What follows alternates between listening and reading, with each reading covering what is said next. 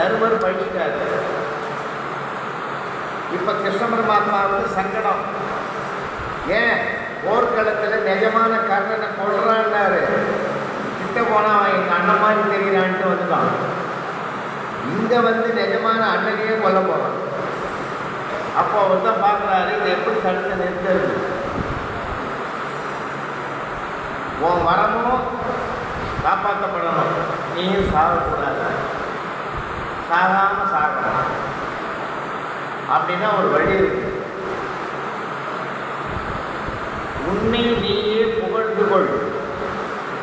ஒன்று,